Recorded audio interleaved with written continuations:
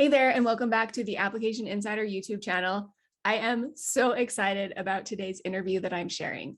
I am talking with Tammy Keighran, who is currently working on her dietetic internship application. So we talk about everything she's done up to this point of our interview and her experience thus far, also what she is looking forward to about being an intern and a dietitian getting into her career. So since she hasn't submitted yet, you get to hear everything she's done up to this point in her application, but also things she's done to get ready to this point. She has a very unique path that has led her here. In fact, we spoke about following a trail of breadcrumbs and how it just got her to where she is today. And also a little breadcrumb trail that can help you get through your application with a little less stress, a little less anxiety, and knowing you're making progress every step of the way.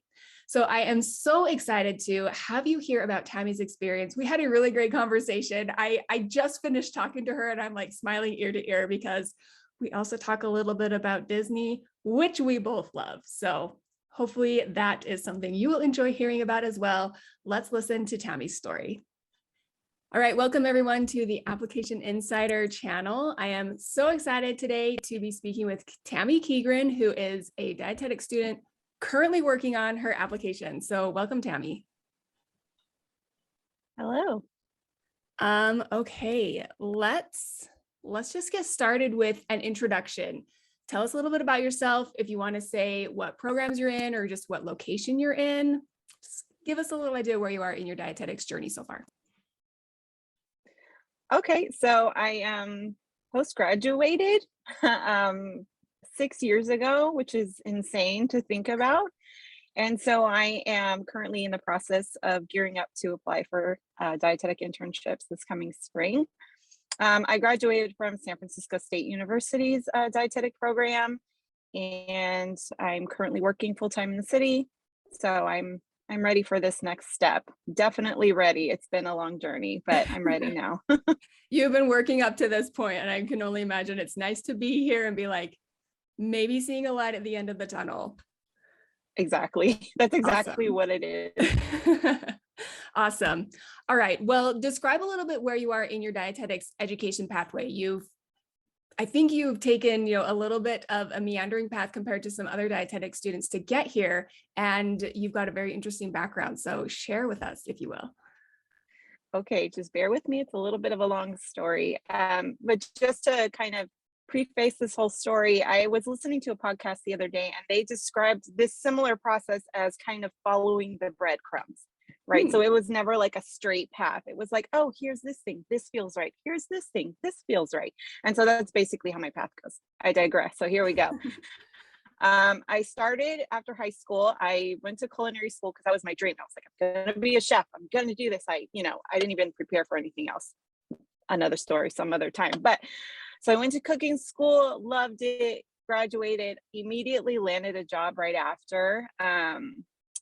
It was completely different than school, as I imagined being a dietitian is going to be, not a dietitian, an intern first is going to be completely different than being in school.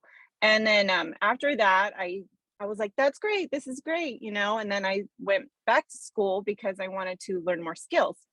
And then I started taking kind of general ed and I'm like, this could be more. Like, why don't I get a degree? I'm doing this. I can do this. And then I actually didn't get an associate's or anything. I just got into nutrition. That's when I took my first nutrition class and I was like, this is really cool. And then I learned at City College in San Francisco, they had a program that was called the Nutrition Assistant Program. I don't think they call it that anymore. But anyway, so I enrolled in that program, which was a 2-semester program. And basically this was great because if you thought maybe dietetics was for you, but you didn't really know what it was, you could take this program and it kind of gives you an idea. And like all multifaceted, right? So you do the community part, the clinical part, the food service part, and then you do like a 70-hour internship at the end. So you really get a feel of how much commitment it takes to kind of do this kind of thing. And when I did that, I was like, I am in. So again, this is like my second breadcrumb. I'm like, ooh, this is good. And I didn't even know what a dietitian was, but I thought this was a cool job. Like one of these multiple jobs that we looked at Mhm. seemed really interesting to me. So after that, I was like, hey, I'm gonna transfer to San Francisco State's dietetic program. And I applied to a couple others, but I really wanted to go to San Francisco State because I wanted to stay close to home. And so being my next little breadcrumb was being in San Francisco State, and that was amazing. And it led me to this whole path led me to incredible like volunteer opportunities, meeting people I have connections with even now, and that I intend to meet up with them again later on in my future. It's Mhm. just been such a journey.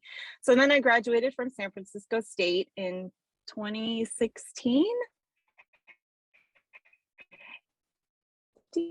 And yeah, so here I am now. The reason why I didn't do it right away is because I had three kids in succession, and I thought maybe I should wait until I'm done having kids, but now I can't wait anymore because just to put it out there, I don't want to get a master's. I don't want to do any more school if I don't have to. So that's where I'm at. So I'm ready to get this ball rolling because it is time. No more Yeah. waiting. I love what you said about the breadcrumbs, that even if it's not like a super direct path, every step or stop along the way felt right for you in the moment. Like culinary school felt right. And obviously that's like a great compliment to dietetics. And every program and person you met along the way felt right for your journey. And it didn't feel like you're going off path or getting off track. It was just your track. And I love that perspective, because everyone's journey to dietetics is different. Everyone's here for a different reason. Everyone has, a different just image in mind for what their career is going to look like. And there's so much space in dietetics for all of those experiences. So that's awesome that you found your way here and it still is feeling right. It feels right still. I'm Yes. still trying to find exactly where I fit, but the path itself feels like I'm exactly where I need to be. Okay, perfect. And yes, speaking of the graduate degree requirement, you are going to be like, the next few matches are going to be running up against that. So you are in time to hopefully just not have to even think about getting that graduate degree if that doesn't feel right for you. But yeah, good that you have that in mind and that fits in the time frame that you've got ahead of you. Yeah. So it's a very big consideration, I know, as we're getting closer. Okay, so you're working on your application right now, planning to Mhm. submit in the spring 2022 match. So some of these questions, like we're just going to have a discussion about where you are in the process and what things have come up for you so far. We're still like a couple months out at the time of recording from that deadline. So you might not, I doubt you have your whole application done. If you did, that would be really, really awesome. I do not. I do not. Okay. Well, I'm just going to go through these questions and we'll see what information you have or if that's a step that's coming up for you. So at this point in time, do you know how many programs you might apply to? Do you have any idea for that yet? Yes. Right now, I have three. I might do Three. four, but right now I have three. Okay. And you don't have to share which programs if you don't want to, but what elements have you been looking for that helped you narrow down the programs that would be a good fit for you? So I think the number one consideration for me is that I'm really looking into distance programs.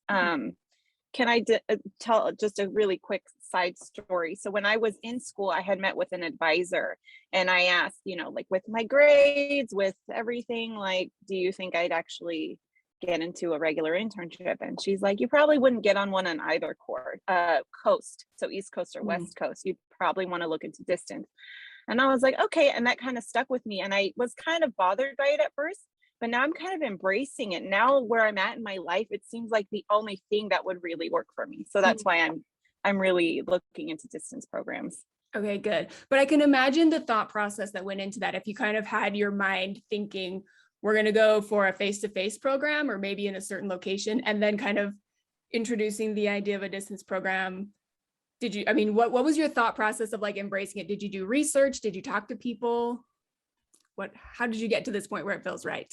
My initial thought was like, "Ugh, I'm such a failure. I'm not even good enough to get an in-person internship." Like I was thinking all these super negative things, right? But the more I started to think about it, the kind of person that I am, I'm always doing a lot of things. And I know I can't move anywhere, to do Mhm. an internship like in another state, especially now I have a family. I didn't then, but I do now. This is part of the reason why this feels right to me. Another aspect of that is that a lot of distance programs, and I don't know if this is okay to say, but they do this thing where they can use some of your prior experience as hours Mm. towards your internship. So, and that is another consideration. Sorry if I'm skipping a question, but that's another one. Another reason why I'm looking into distance programs that do that, because I have so much experience in the field already. I can use some of those hours I already have, so I don't have to do like food service. I could do, private practice, or I could do something I'm really, really interested in. Not trying to get out of doing the hours, but more trying to focus on the things I really want to focus on, Mhm. where I'm at in my life right now. Yeah. Yeah. I love that you mentioned that, because and it's not even just distance programs, maybe it's more common in distance programs, but for everyone Mm. watching or listening, that is something you can look into to see if a program offers. It's called, when I was a director, we called it prior assessed learning because we just called it PAL, but I think some programs call it assessed prior learning, so APL. But those are the words, whatever combination they're in. But yes, that is something that you can ask programs about, saying, I've had this type of work experience, or, something like that, that it might feel like a repeat doing a full rotation again. So can any of that work or experience be evaluated to see if it crosses over enough to meet some of the competencies? That's what the program is going to be looking for. Do you meet competencies, and can you prove it? They're not just going to take your word for it. They're going to ask for Right. some Of course. evidence. Of course. But that's great that you consider that, because I imagine you've got some really useful experience that might be evaluated and considered. I do. I do. And it's going to help me in the long run. I know it will, because that was another consideration, was length of time that the internship would be, because as a working adult, I cannot not work. So that's another consideration, because some internships say you cannot work while you're in an internship, like period, you will get removed from the program. So that's another consideration I had to really look into, like, is it flexible enough where I could still work and do the internship? I know what I'm capable of and what I've done so far. I've always worked like 2 jobs during school, during everything, and I've somehow made it work. So this is something I had to really look for in a possible internship too. Yeah, awesome. So that's a lot of research to put into programs and read websites and ask questions, but it sounds like you found a couple of programs that are on your list that might be a good fit for that. And so that research has paid off, and you've done it early, that you've got a few months to still put your application together, and you're not doing additional program research on top of that. Well, to be fair, I thought I was going to apply to internships the last 3 years in a row, but I kept having kids. so I got up to this point in the process, and I was like, oh, okay, maybe next year. Okay, maybe next year. And then after, I was like, okay, that's it. I'm done with kids. It's time. So yeah, that's why I've done research, but I've had this time to do it, because I had the intention of always getting to this point. It's just life sometimes has other ideas.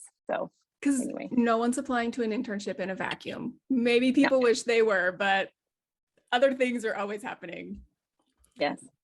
Okay, awesome. So knowing that you were planning to apply in the spring 2022 match, when did you actually start working on your application, where you can officially working on your application, just to get a time frame of what to get an idea of the time frame that you've given yourself? Officially, I opened DICUS maybe 2 months ago to kind of enter my normal information, the stuff that I knew. And I got to a point and I was like, what do I do next? What is all this stuff? How do I answer this question? And so, yeah, I've gotten to that point so far, but I've had some help now. So awesome. Okay, well, since you mentioned help, we're going to jump into, so for people listening and watching know, Tammy is in the current session of Master Your Match, where we have just wrapped up week 3. So we're a quarter of the way through. It's a 12-week program. So Tammy, do you want to tell about your experience in Master Your Match so far? Obviously, we have not finished, and whatever you've been able to get out of the program, do you want to just let people know what that's been like? Of course. So remember, initially I signed up only for the personal statement workshop, because this was the part that I was like terrified.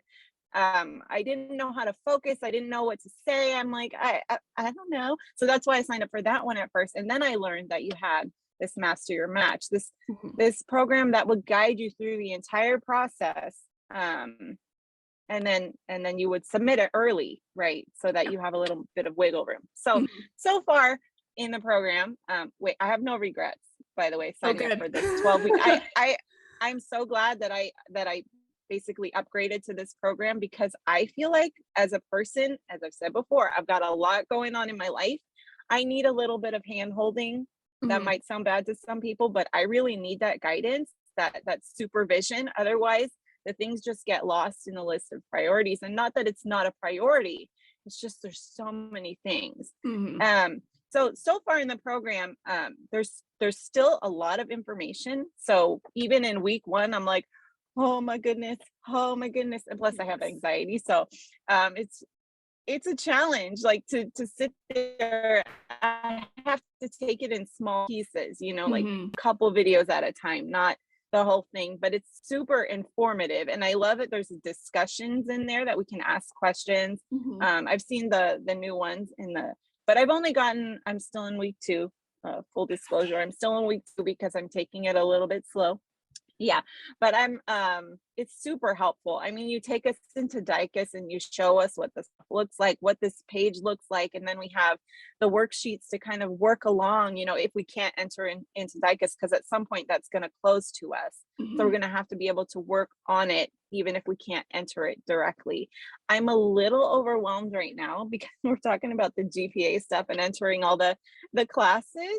And I'm like, oh my gosh, this is going to take me a year, but I'm glad that I have a little bit of guidance, to help me stay on track. Otherwise I'd be like, this is too much. I don't know this is too much. And that's where my brain would go. So it's really, really helpful to be even in a cohort. Cause right now, like I don't have my cohort, my school. I don't have other people to like, let's talk about this. What are you guys doing? And how are you doing this? I don't have that right now. So this program is really helping me to have that element that I otherwise would not have. Yeah. Okay. So it's going really good. Good. I'm so glad to hear that. So just so people watching, like I knew Tammy was in the course and I asked her if I could ask that question, but like that was totally her. I did not like tell her what to say or anything. So I am really glad. 100%. Awesome. So just to add on to a few things you said. So you mentioned that you could be prepared to submit early. So I always schedule Master Your Match to finish 2 or 3 weeks before the application deadline. So you've got a time frame to catch up, go review something if you got behind, whatever it is.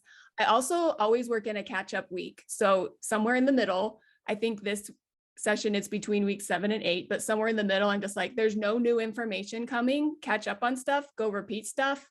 We'll still have a live Q&A because every week has a live Q&A so people can ask their questions. See, right. They watch the whole course is basically videos walking through things. They watch that. And then if they have a question of how does this apply to my situation or my circumstance, that's where the live Q&A comes in. And man, I don't want to speak for you, but are hearing other people's experiences or questions helpful for you? Super helpful. And like, even like I mentioned, the discussions, like hearing their questions, even if it's not my exact situation, it's like, oh, I could use that for this question I had, or, kind of, it makes it more relatable. Like I'm not the only one struggling with that point right there. I remember even yesterday, I was going through part of the GPA and I was going to ask a question. I said, well, let me look in the discussion first to see if somebody asked a similar question. And they did. And it was about retaking a course. So awesome. Yeah, I was looking at. Good. I'm so like, that was my whole intention behind the Q&As and adding the discussions, all that. So I'm glad it's like hitting the mark and it wasn't just me like thinking this would be cool and not actually being that way. No, it's helpful, really helpful. Okay, good. And then, I mean, I will admit there is a lot of information in each module. So each week we cover a different section of the Dicus application. And I've broken it all down into separate videos, but I know there's still so much. And I just want to share everything I possibly can. So maybe that made more videos than was absolutely necessary, but I'm hoping that it's all still useful and people can watch, you can watch them at double speed if you need to, if you can tolerate that. Yeah, I do that sometimes on certain lectures that are very lengthy. I do that too. Make them go a little faster. Yeah. So Okay, good. Well, I'm glad Master Your Match is helping. And yes, it will help you through every section of the application. And so Tammy did at first sign up for the personal statement workshop, and then we just had a conversation so we could see what exactly are you looking for. And Master Your Match does include all the content of the personal statement workshop. So there are 4 weeks devoted to just the personal statement. So when people say that, a lot of programs maybe spend a lot, like have a lot of weight in their review criteria for that. And a lot of students are really just maybe nervous or anxious about getting that right and answering all the questions. And so like we spend time on the personal statement so people can like get that confidence and just get the information they need for that. So that's coming up. We'll get there in a couple weeks. I'm still brainstorming. Yeah, It'll take me a minute. Perfect. That's a great place to be right now. Okay, let me look at these other questions that I've got. I'm wondering, as you got started on your application, before you just dove into DICUS and saw everything the application covers, did you have any concerns? You mentioned a few like program concerns, like needing to be able to work, maybe looking for that distance option.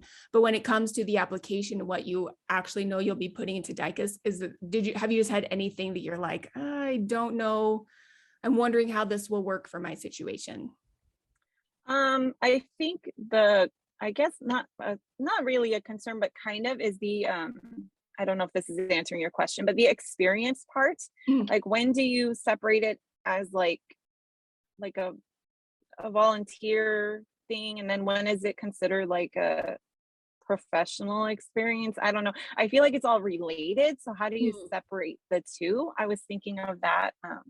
I know we're going into the experience part in week 3. I haven't got there yet, but that's one of the things I was like, how do you write everything like that?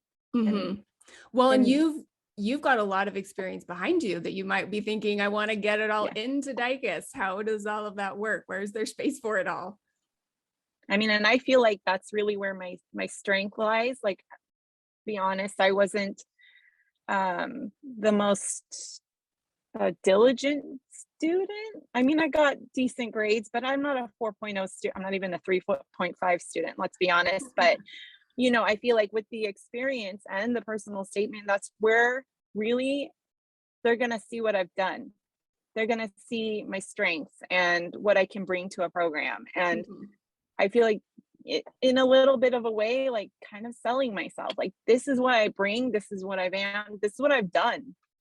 Even though those are my grades, I acknowledge that and we can talk about that, but here are all the other things that I've done. And I feel like that's important to get right also, if that's going to be a way of kind of describing how I got here. And anyway. Yeah, no, I think it's really important to know that programs are going to be looking at every aspect of the application. GPA doesn't eliminate the need to see your experience or to read your personal statement, and vice versa. Like, experience doesn't mean no one cares about your GPA or what you wrote in your personal statement. Everything is taken together. So when you get to week 3, you will see more about how to really highlight your skills and all of the experiences that you've had. I'll just say, for those who are watching or listening, the best thing to do is to use the text box that you've got. So in DICUS, you have a 1,500 character text box for every work, volunteer, or academic experience that you are listing there. Use the space to describe what you did, to pull out specific skills and characteristics that you gained in that experience, rather than just like the opposite that I've seen some students do, is just like 2 or 3 sentences to try to describe it. Maybe beefing up a tiny bit the bullet point that's on their resume. And every student that I've worked with on their application, I've given advice like you can add more here, more details, more numbers, more specifics, things like that. So take advantage of the space you've got to do that in DICUS. And that was, now that you mention it, the other aspect that I was kind of struggling with was the resume. Like, how do I keep this short and sweet without being 5 pages long of, you know, experience and volunteer stuff? Like, how do I? So I'm looking forward to kind of clarifying all that too. Yeah, we're doing resume in week 4. Exactly. So it's coming. Exactly. We'll get there. Awesome. That's what I mean. All this accountability. I really needed this.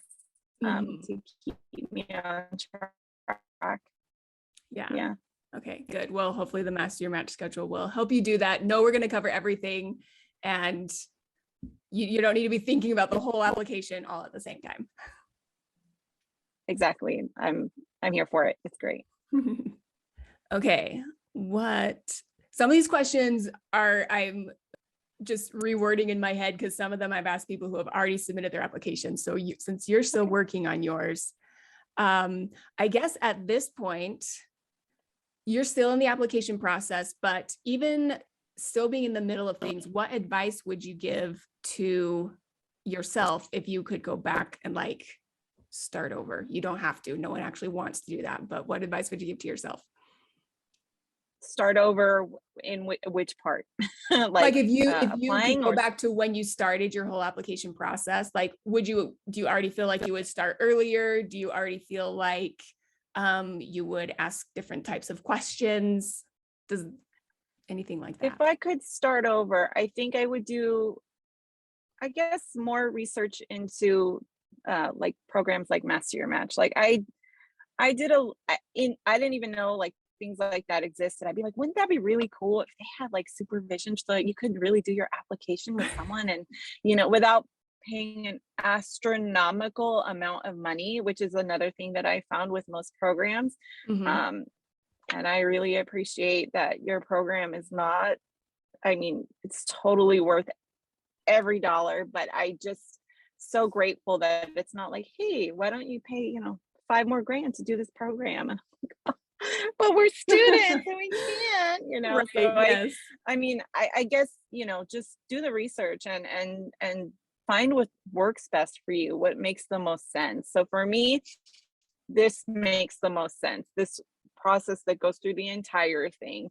I started early, so I can't really say, start earlier, but Mhm. but I guess you have to really be in the correct mindset for it. You can't half-heartedly do this kind of thing. This is a very big step into the journey. And then I can't imagine people who are in school right now doing all their classes and all that too, and then have to think about all these nitty-gritty details too. Oh my gosh. I'd be so overwhelmed. But it would be really helpful to, even for students, to do a program like this, because while you're doing, advanced MNT, all your Mhm.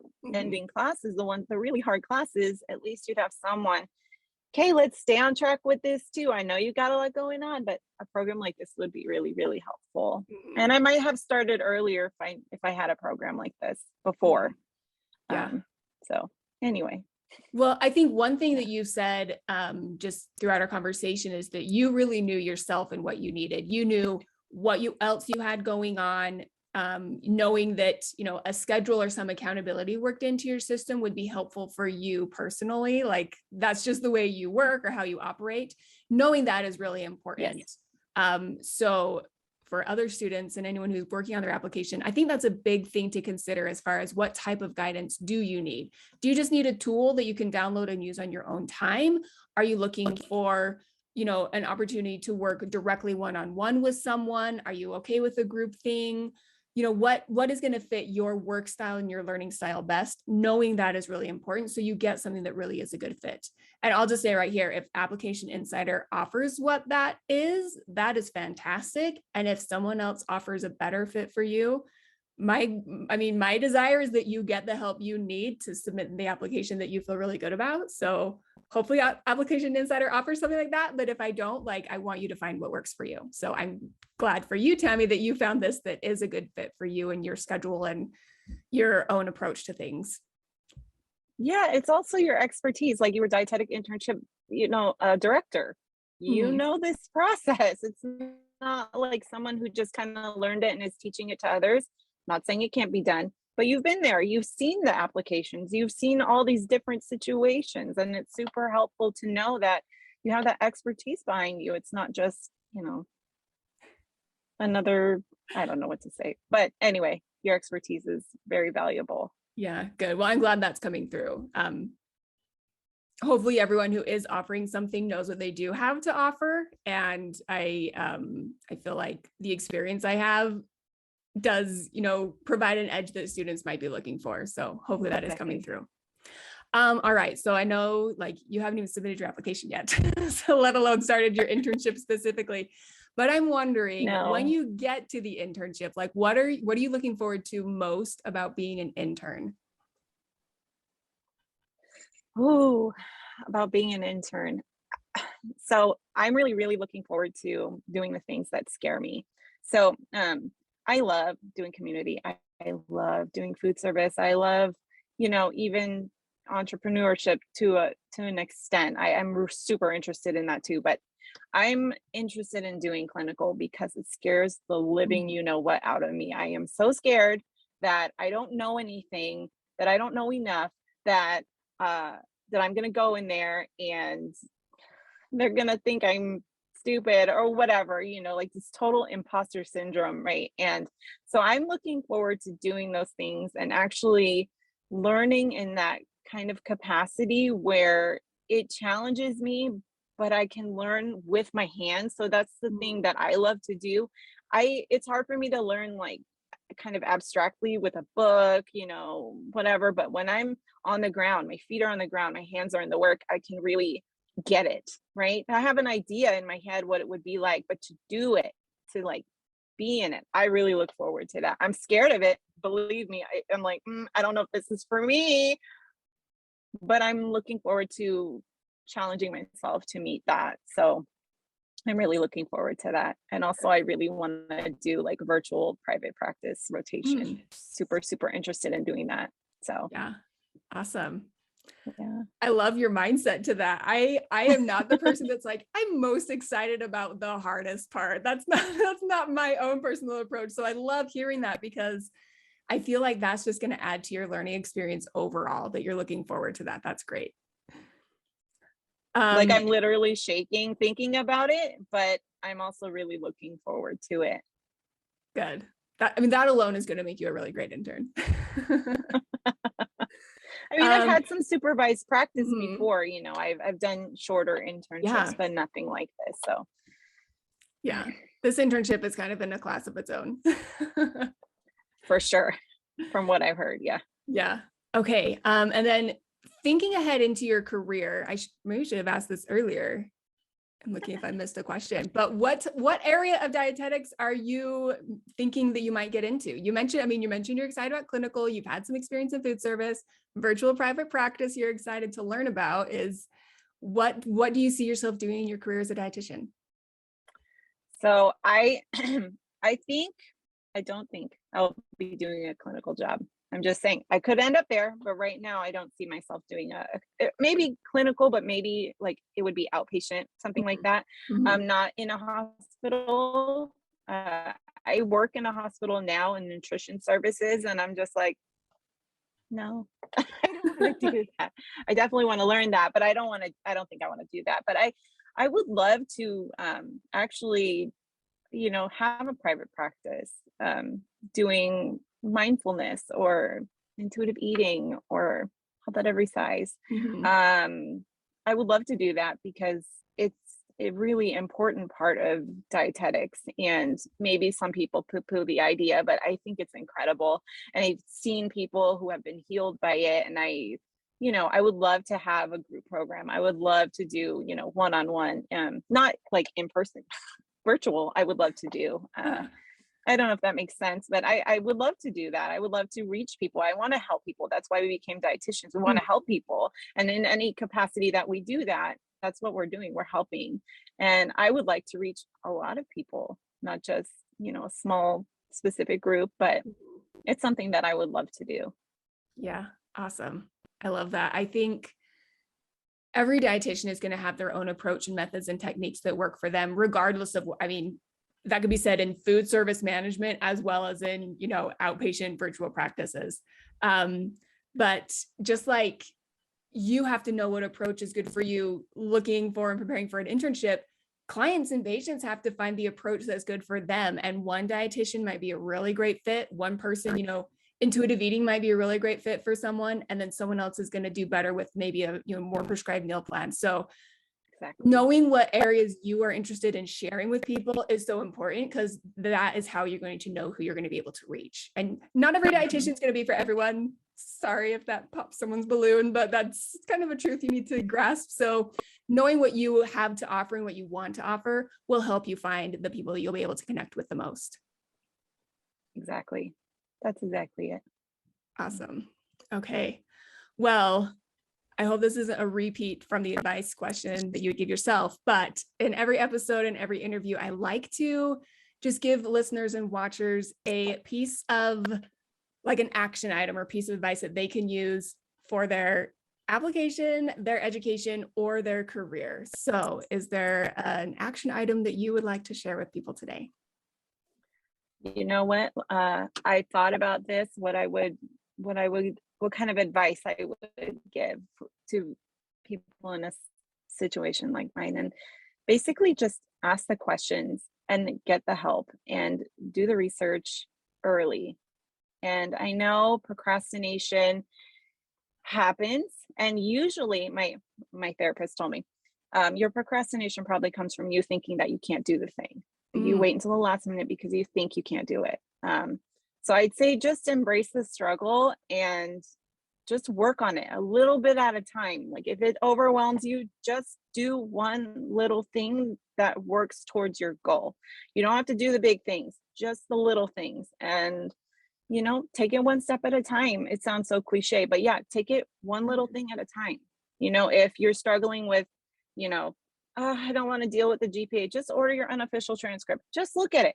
Don't write any, just look at it, and move on from there, that kind of thing. Or like when we were looking at entering our GPA into DICUS, like you don't have to do them all. Just enter one right now, come back to it later, and just take it slow if it's overwhelming, because it can be. And that goes for most things, And so that's the advice I would give. Just do the thing. Do it scared. Do it overwhelmed. Do it whatever. Just do the little bit that you can. And then you'll feel better because you're actually working towards your goal. Personal experience, you'll feel better. Yes. This is making me think of your breadcrumbs analogy again. You talked about breadcrumbs and getting to where you are, but it's like there's tinier breadcrumbs just in the application itself. Like you said, order the transcripts. Yes. Enter one semester of courses. Read the personal statement questions. Like you can break it down into small, doable steps if needed, if that helps you make the progress. Yeah, because once you bring it to the forefront of your mind, then you're aware of it and it's there. It's sitting with you. But if you don't ever think about it, if you're not even looking at the questions, they're not going to be real to you.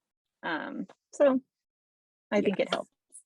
I love it. I think that's great advice. Thank you so much. Of course. Okay.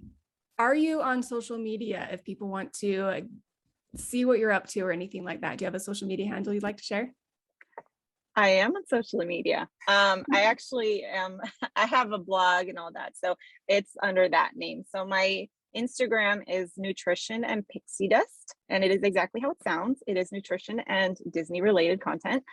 So that's my little niche that I found in this universe for myself, because I absolutely love Disney. I know this is not related, but that is my handle, Nutrition and Pixie Dust. No spaces or anything.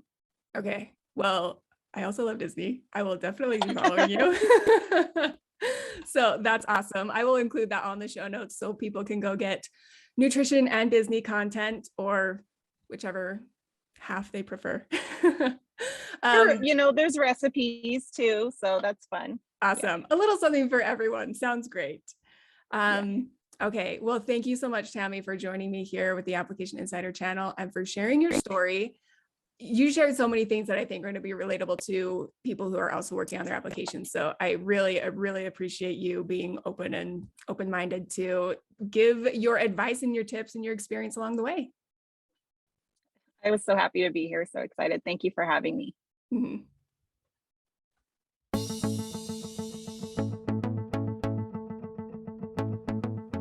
What is the pixie dust element of your Instagram channel? I should have asked you before. I could have been following it this whole time.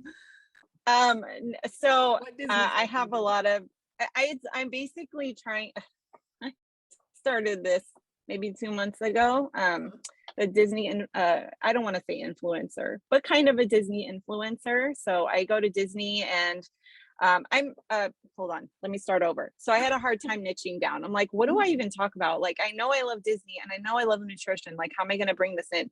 So I started a blog, and so I do like dupe recipes of the park Oh, foods. And nice. then yeah, I love it.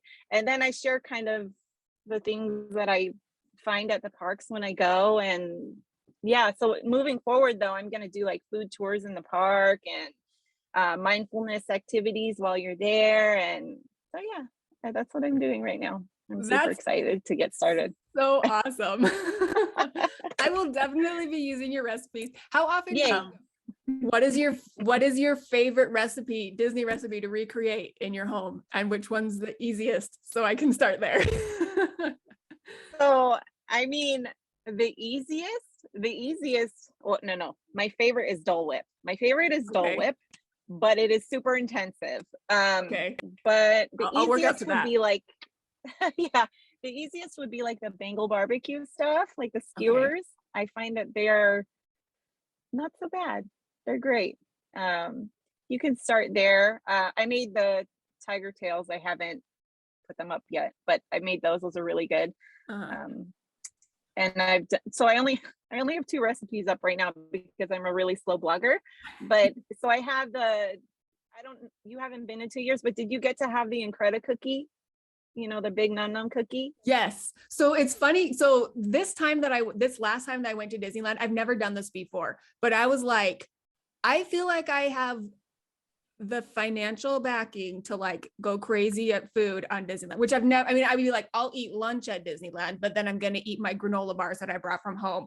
So I have in my phone a memo of all the food that I had that I just never had. Like I've had Dole Whips, and like we get churros, but I was like, I'm doing the macaroons. I did the beignets. I did the tiger Mm. tail.